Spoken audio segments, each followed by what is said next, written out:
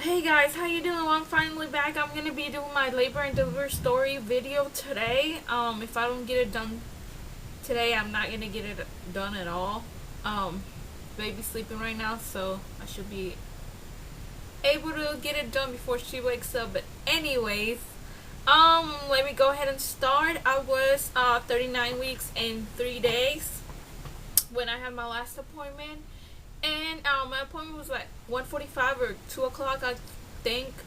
My doctor checked me. He said I wasn't even 1 centimeter yet. I was close to one, but I wasn't there yet. And I thought I was, 1.5 this whole time because the other doctor told me I was 1.5, but turns out I wasn't even one. So I asked him, I'm like, can you sweep my membranes? And he said, sure, I can. But it depends if, on your strap test. I gotta check, see if it was negative first. So he went and checked it. It was negative. So he said, okay, I can go ahead and stretch you to a 1. And if it works, you'll go into labor within the next 24 hours. In case it does not work, this will be the last time I see you, and we will schedule you for an induction at 40 weeks and 1 day, which was that Thursday, October 13th. And he went ahead and scheduled the appointment just in case I didn't have her before then. So I was like, okay, I guess, I don't want to go to 41 weeks. I know most doctors don't induce you to your like 41 weeks. But he was like, we don't want you to go on, forever. You look like you're very uncomfortable. So I was like, sure, go ahead and schedule it. But anyways, I left his office, and I also asked him if I could drink the castor oil, and he said he recommended it, but it looked like he wasn't that sure about it. So I was like, well, I guess I'll go ahead and take it. So I went to the store and got it, and I took 1 tablespoon first. It was nasty, and I was like, well, I guess because I searched it on the internet and everything, so I was like, most sites said to drink 2, so I was like, I guess I'll go ahead and take another one. So I did take another one. I mixed it with orange juice, and then I went on about my day. They said it will start working within 2 hours, that you would get diarrhea, but nothing happened till like 7 or 8 o'clock. I went to the restroom like 4 times, and that was it. And around 11, I was like, well, I guess I can go ahead, and go to sleep. Well, it was a little before 11. It was like 10 something. I was like, I doubt anything will happen tonight if it ain't happened yet.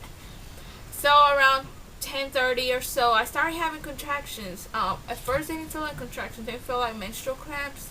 And I wasn't sure if they were contractions because they weren't, the pain wasn't on my back. It was like my lower abdomen. So I was like, they don't feel like contractions. I was like, I don't think they're contractions. So I went to bed. And around 11, I was just laying in bed. I wasn't sleepy. I started timing, and I was like, I guess I should look at the clock and see if they're contractions. And they started coming like every 15 minutes. So I was like, yeah, they are contractions. But they didn't. At first, it was every 15 minutes. They didn't seem to be getting closer. And all of a sudden, I got one, and then the next one came 5 minutes later. So they started every 5 minutes. And I was like, I guess this is the real thing. They were getting stronger, and they were getting closer. So I was like, I guess I'll go ahead and wake him up, and we can go to the hospital. So I woke him up. Before I woke him up, I walked around the whole room for a few contractions. They were getting stronger, and I could feel them getting stronger. So I was like, it's time to wake him up. So I woke him up, and we left. We had somebody living with us, some lady. So I left the kids with her, and we left. On the way to the hospital, they got to every 2 minutes, and they were strong. They were stronger than the ones I had at first when I had my other kids, and they felt different because, like I told you, it didn't feel like back labor; it was front labor. So I was like, this feels different. So, anyways, we get to the hospital. I get registered and everything, and then the nurse takes me back to a room so they can check me and see if they want to keep me or send me home. And as soon as she hands me the gallon, she goes, here, go ahead and change into this. I felt a big gush just come out, and I'm like, I think my water just broke. And then she goes, well, congratulations, you're staying with us today. And she said, but we're gonna go ahead and check you, make sure it was your water. So they set me on the bed, they put the monitors on, and I was contracting after my water broke, my contractions kind of spread apart. They were every 5 minutes. So they checked me and they're like, it is your water. We're going to transfer you over to the room. We're going to start you IV and everything. And so they transferred me over to the room. I still had them every 5 minutes. By the time like 1:30 came, I was already in my room and everything. By 2 o'clock, she was like, do you want some pain medicine? I was like, well, I guess I can go ahead and have it before they get stronger. So I took the pain medicine, and pain medicine makes you really drowsy because I got the pain medicine in my IV, so it made me real drowsy. I fell asleep. I slept through the contractions, so that obviously they weren't that strong. And I woke up, it was like 4:30, and I was like, can you check me now? And she goes, yeah, sure, I'll go ahead and check you. She goes, you're only 4 centimeters. I was like, I'm only what? She goes, 4 centimeters. I was like, no way. I'm like, that's 1 centimeter in like 3 hours. I'm like, no, I can't be 4 centimeters. So she goes, we're gonna go ahead and start Pitocin and make your contractions closer together, and they're gonna be stronger, and that way you'll make some progress. I was like, okay, go ahead. As soon as she started the Pitocin, the contraction started really strong. So I was like, I could not take them. So right around 5 o'clock, I asked her if she could give me some more pain medicine, and she gave me some more. She goes, this is only every 3 hours, so if it wears off before then, I'm not going to be able to give you any more because it's only every 3 hours. So I was like, okay. So she gave it to me, made me really drowsy again, but this time I wasn't able to sleep through the contractions. But I was like, can you go ahead and check me? And she goes, sure, I'll go ahead and check you. I was 7 centimeters, and that was, I dilated 3 centimeters in like 30 minutes. And so, I was like, I guess I'm having this baby soon. So by around 5:30, I'm like, can you check me again? She goes, sure. I was 9 centimeters. She said, you're 9 centimeters. You're about, you can't push it. You gotta be 10 centimeters, but you're almost there. So I was like, okay. Well, 3 to 5 minutes later, I felt like I had to push. I was like, can you check me again? She goes, I just checked you. I'm like, can you please check me again? I feel like I need to push. So she checked me. She goes, you're 10 centimeters. You can start pushing. So she had me push a few times before the doctor came in. And when the doctor came in, I pushed 3 times, and she came out. I don't remember her coming out or anything like that, just because I was so drugged off from the pain medicine.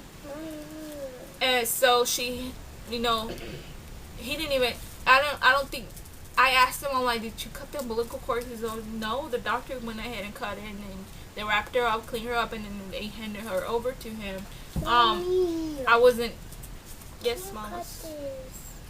I will in a minute. Go get another one. This is melted. I'm sorry.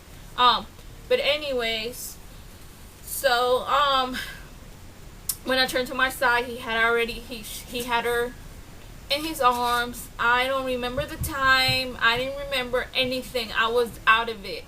They brought her over so I can breastfeed her, and I was so sleepy. They literally were holding her for me, and my head was just going sideways like that. I was like, I can't. I'm like, and she wasn't latching on. It was taking her a long time to latch. So she finally latched on, and they let her nurse for like 10 minutes.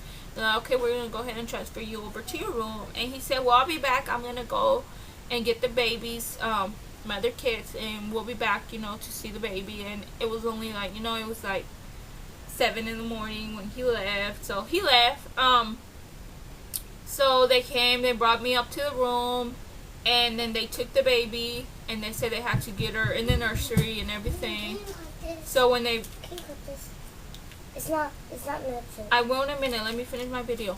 Okay. Anyways, so they took her in the nursery and everything, and I didn't know how much she weighed or anything until they brought her to me, and I looked at the crib car. I thought that was funny. But anyways, she was 7 pounds and 2.2 ounces. She, measured 20 inches and a half, and she was born at 5:37 a.m.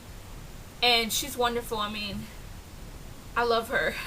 And I'm gonna show y'all. She's sleeping right now. She's still sleeping. She's in her crib and her little vibrator thing. But anyways, I'm gonna show you her. Her name's Allison Giselle, and she is now a month old. I didn't do my video before. I really had a rough time this past few weeks. She had surgery on Tuesday, but I will do a separate video and I'll talk about all that. But let me show you the baby, and then I'll be back on my next video. Okay, so give me just a second. That's my daughter, Amy. Y'all seen her before. Anyways, here's the baby. This is Allison, and she's sleeping right now. She just had her pain medicine for her surgery.